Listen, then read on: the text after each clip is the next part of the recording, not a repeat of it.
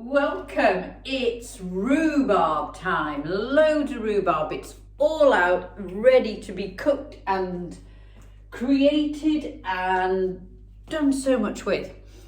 There's so much you can do. I love rhubarb. I like any of what I would call the old-fashioned vegetables, because it is a vegetable, and fruits. I love gooseberry crumble. I love quince.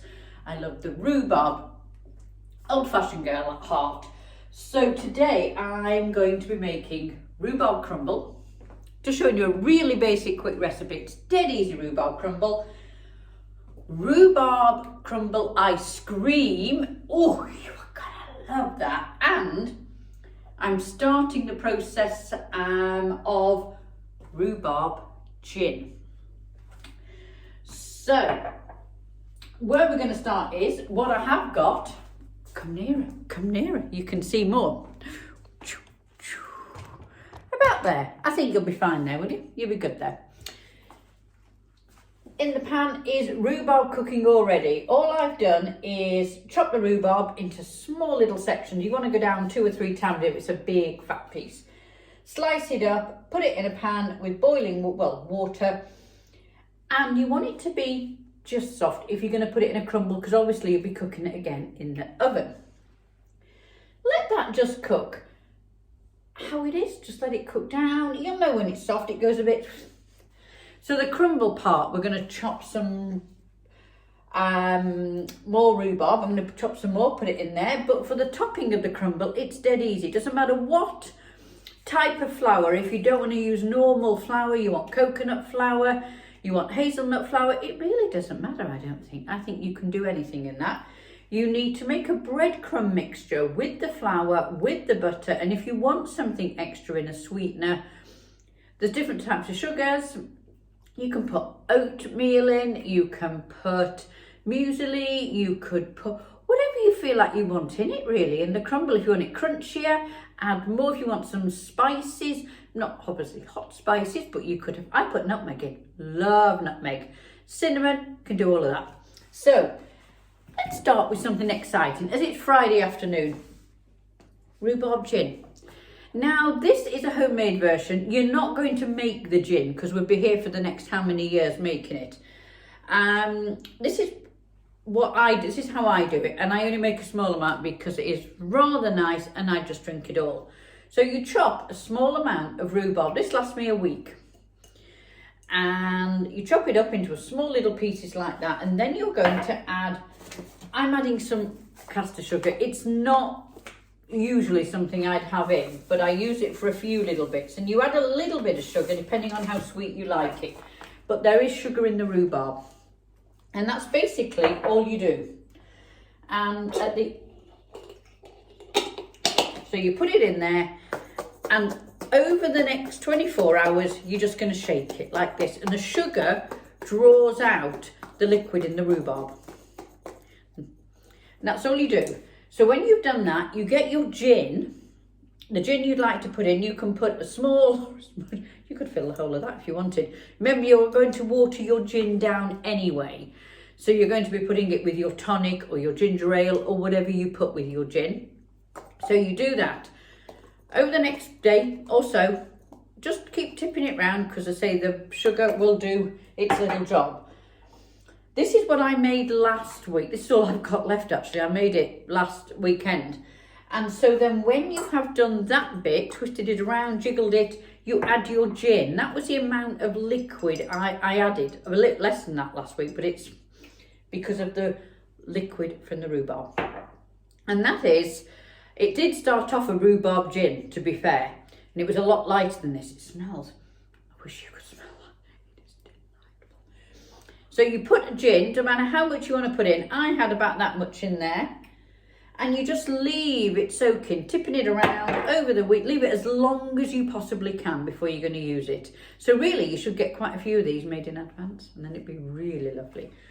And then when you come to cook it, or to not cook it, drink it rather, you strain off everything that's in there, and you're left with that beautiful colour. It's like damson wine, isn't it? It didn't start out that colour. It was rhubarb gin, quite paley pink actually. But then you're left with rhubarb. with a lovely taste of gin. So then I cook that down. If I'm going to make a crumble or a pie or whatever I'm going to do with the rhubarb, there's so much you can do. Just have rhubarb already cooked, already in a little pot in the fridge. You could do that gin rhubarb and have it on your porridge, in your yoghurt, whatever you fancy doing with it. But you've got a little homemade extra taste to your gin with rhubarb. Okay, so this is boiling away. I'm just going to turn it down a bit so it doesn't need to boil. You don't eat the leaves, they're poisonous, by the way, rhubarb leaves. Yeah, normally I try and use everything out of a piece of veg, but unfortunately, can't do anything with that. How to make crumble. Dead easy. So you're going to add some butter. Measurements are tricky, I find, with crumble because it varies on how you like your crumble. You're making breadcrumbs, that's basically what you're doing. I like mine a little bit fatter than breadcrumbs. I like to taste the mixture of the flour, not like the flour, but the flour, the sugar, or whatever sweetener you put in. So pop your butter in a bowl. It's dead easy, you know how to make crumble, I'm sure you do. Put some flour on top, and all you're going to do is mix it with your fingers like this. It is easy when it's on the top there like that. So there we are, and you've been observing my lovely pinny, I'm hoping. So we're just going to pull it up and squish it down, and that's the start to crumble. And I'm just going to add a little bit of brown sugar to it. Not a lot. And that's basically your crumble done for the crumble. For the ice cream, this is only the suggestion from the recipe that I have followed for this. This is not my own recipe. I will put a link into where I got this from years ago. This is actually, the crumble ice cream is Delia Smith. Absolutely brilliant cook. And great ideas, especially her summer cookbook. Beautiful ice cream ideas. So you need to cook this crumble just a little bit. So you put it on a completely flat baking tray, spread it out in the oven, 10 minutes top. I'd even do 7 and go back and check it. You just want it slightly cooked, slightly golden. You probably won't notice much difference from the colour it is, but trust me, the difference will be amazing. So again, I probably half this mixture, put it with the crumble on the rhubarb in the dishes that I'm going to be freezing it in, and use the other half, bake it in the oven, and then you can mix that in with your whipped cream, your rhubarb, into your freezer dish and make your rhubarb crumble ice cream ready for the summer we're going to have. So, a quick recap. Rhubarb cooked, cooled, halved. Put half your crumble mixture on the top of your rhubarb in either bake tins that you can, or bakeware to go in the oven, or if you want to put it straight in the freezer. That's your rhubarb crumble done. Cook a little bit of the leftover crumble in the oven, not particularly high, but for about 10 minutes. Keep an eye on it, put it on less. When that comes out cooked, add that to the leftover rhubarb, the whipped cream, mix it together, put it in an ice cream container. 4 times you're going to stir it, and that will be absolutely amazing. Rhubarb gin. First job, small little jar, depends how much gin you drink and how much you like it really. I only do a small amount because I drink it all probably. Chopped up rhubarb in a jar with some caster sugar. Shake, shake, shake over a couple of days or however long you want to keep it in there. The sugar draws out the water in the rhubarb. Then you get your gin, which was this what I made last week. So this is what I've got left to use. This is pure gin with a bit of extra sugar.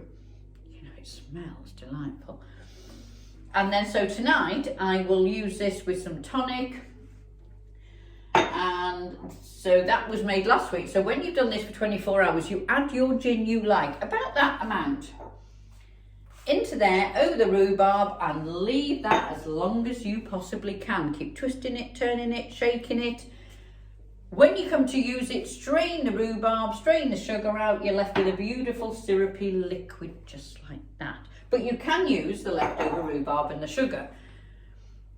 It's not been cooked, so you've got to cook it through, and then you can make a crumble with it. That'd be nice, wouldn't it? Make it all smooth to put in yogurt or porridge, so many choices. So there we are, 3 things to do with rhubarb for the weekend. I look forward to seeing you again. Don't forget, I love to hear from you, so please leave your comments, press the bell for the notifications so you know when I'm going to put videos on. Love you to follow me, that would be amazing. And if there's anything you'd like to see me cook, retro-wise as well, I know these aren't particularly retro recipes, but rhubarb is a retro vegetable. Next coming up is breakfast, ration style. You have a great weekend and I'll see you soon. Bye for now.